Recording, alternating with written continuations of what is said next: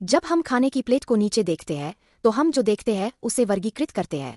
रसोइयों की तरह हम अपने भोजन को स्वाद प्रोफाइल, तैयारी के तरीकों और रंग पट्टियों के आधार पर समूहित करते हैं। यह पाकलेस खाना पकाने के लिए अत्यधिक व्यावहारिक है, लेकिन यह अक्सर हम जो खा रहे हैं उसके जैविक संदर्भ को अस्पष्ट कर देता है। हम अपने सामने बैठे विकासवादी लक्षणों को नजरअंदाज कर देते हैं। हम आलू को काटते हैं, उसे जल कहते हैं, जबकि वास्तव में हमारे हाथ में एक सूजा हुआ भूमिगत तना होता है। हम ब्रोकोली के यूएस सिर को उबालते हैं और इसे सब्जी कहते हैं, जब हम वास्तव में हजारों कसकर गुच्छेदार बिना खिले फूलों की कलियां खा रहे होते हैं। अपने आहार के पोषण और औषधीय महत्व की गहरी समझ तक पहुंचने के लिए हमें अपनी रसोई श्रेणियों पर नजर डालने की जरूरत है।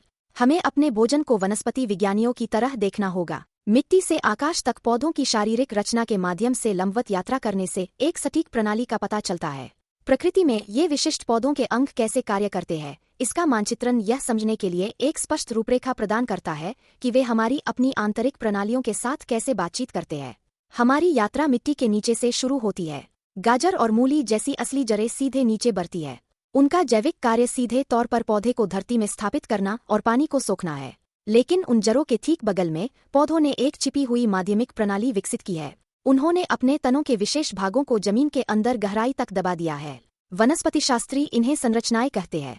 संशोधित तने पानी तक पहुंचने वाली जड़ों के विपरीत राइबोसोम, कंद और कॉर्म क्षैतिज रूप से फैलते हैं, पार्श्व कलियों को बाहर धकेलते हैं। आलू की तरह सर्दियों की आशंका से पौधे ऊपर की ओर बढ़ना बंद कर देता है। सूरज की रोशनी जमीन के नीचे स्टार्च को परिवर्तित कर देती है, इसे इन उपसतह ऊर्जा में कसकर पैक कर देती है। हम हर दिन इन जीवित तिजोरियों को खोदते और खाते हैं। अदरक की जड़ वास्तव में कुछ उगती है और एक मानक आलू पूरी तरह से भरा हुआ कंद होता है। चूंकि परिपक्व लोगों ने उत्तरजीविता कैलोरी जमा करने के लिए इन संरचनाओं को विकसित किया, इसलिए वे मनुष्यों के लिए एक विशिष्ट कार्य करते हैं। इनका सेवन करने से हमारे शरीर को कार्बोहाइड्रेट का सघन, अत्यधिक संकेंद्रित स्रोत मिलता है। समृद्ध ऊर्जा जमीन से ऊपर चलती हुई हम वास्तविक तनों से टकराती है। शतावरी भाले, बांस के अंकुर या गन्ने के डंठल के बारे में सोचे। ये पौधे संरचनात्मक मचान। उनमें जाइलम नामक सूक्ष्म संवहनी ऊतक होते हैं जो उच्च गति वाले एलिवेटर की तरह काम करते हैं। गुरुत्वाकर्षण के विरुद्ध मिट्टी से पानी और घुले हुए खनिजों को ऊपर की ओर उछालते हैं। वह आंतरिक पाइपलाइन प्रणाली सीधे पत्तियों तक पानी पहुंचाती है। जैविक रूप से पत्तियां चयापचय केंद्र है। यह एक सौर पैनल के रूप में कार्य करता है जो पूरे जीव के लिए भोजन बनाने के लिए सूर्य के प्रकाश को ग्रहण करता है। एलेव सेलुलर संरचना का मानचित्रण चयापचय गतिविधि के परिणामों को प्रकट करता है। प्रकाश संश्लेषण के लिए विटामिन जैसे सूक्ष्म पोषक तत्वों से बड़े ऊतकों की आवश्यकता होती है। एसीके और आयरन सेवन करने पर विटामिन के रक्त के थक्के को नियंत्रित करता है। आयरन ऑक्सीजन परिवहन का समर्थन करता है और रेशेदार संरचनाएं हमारे पाचन तंत्र को शारीरिक रूप से नियंत्रित करती है। हम पौधे के सक्रिय सौर पैनलों को खाकर पालक, केल और मेथी जैसी पत्तेदार सब्जियों की कटाई करके इन यौगिकों को सुरक्षित करते हैं। आप स्वाभाविक रूप से सुरक्षात्मक प्रतिरक्षा सहायक यौगिकों की उच्च सांद्रता ग्रहण करते हैं। अंततः हम शरीर रचना विज्ञान, पौधों, प्रजनन अंगों और रासायनिक रक्षा प्रणालियों के शिखर पर पहुंच जाते हैं। यहाँ हमारी पाककला श्रेणी बदल गई है। ब्रोकोली और फूलगोभी के वे भारी, घने सिर वास्तव में भरे हुए फूलों के ऊतकों के समूह है।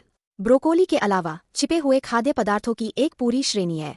हम पारंपरिक रूप से गुलाब की पंखुड़ियों, हिबिस्कस और केले के फूलों जैसे नाजुक फूलों को सजावटी मानते हैं, फिर भी कई संस्कृतियों में वे पौष्टिक पाक व्यंजन हैं। इन फूलों के सेवन से विशिष्ट शारीरिक प्रतिक्रियाएं उत्पन्न होती है। गुड़हल के फूल ऐसे यौगिकों से भरे होते हैं जो मानव रक्तचाप को कम करने में मदद करते हैं, जबकि गुलाब की पंखुड़ियों में ऐसे गुण होते हैं जो प्रजनन के साथ साथ पाचन तंत्र को शांत करते हैं। पौधे का शीर्ष खतरों को दूर करने के लिए रक्षा के लिए सशस्त्र होता है। फूल और ऊपरी पत्तियां सांद्रित सुगंधित यौगिकों और आवश्यक तेलों का स्राव करती है। सदियों से मनुष्य ने प्रबंधन के लिए पुदीना और लेवेंडर जैसे पौधों से इन सुगंधित पदार्थों को निकाला है। शारीरिक कष्ट एवं मानसिक तनाव, हम अनिवार्य रूप से अपने स्वयं के उपचार का समर्थन करने के लिए पौधों के स्वयं के अस्तित्व तंत्र का उपयोग कर रहे हैं। जब हम इस लेंस के माध्यम से एक मानक उपज गलियारे को देखते हैं तो लीली सब्जियों के डिब्बे अत्यधिक विशिष्ट जैविक मशीनों का संग्रह बन जाते हैं। यह विखंडन मूल जैविक नियम और अंगों पर प्रकाश डालता है। प्रकृति में कार्य मानव शरीर के लिए अपना मूल्य निर्धारित करता है। पौधों का भूमिगत भंडारण मानव ऊर्जा प्रदान करता है, इसकी चयापचय पत्तियां मानव प्रतिरक्षा का निर्माण करती है और इसके प्रजनन फूल मानव औषधि प्रदान करते हैं। रंगीन आहार खाने की सामान्य आहार सलाह वास्तव में एक सरलीकृत दृश्य निर्देश है विभिन्न वनस्पति संरचनाओं में खाने के लिए। जब हम एक ऐसा भोजन बनाते हैं जो एक पौधे की संपूर्ण शारीरिक रचना को फैलाता है, मिट्टी में दबी स्टार्चयुक्त जड़ों से लेकर सूरज की रोशनी को पकड़ने वाले सुगंधित फूलों तक, तो हम लाखों वर्षों के विकासवादी अनुकूलन को अपने जीव विज्ञान में एकीकृत कर रहे हैं।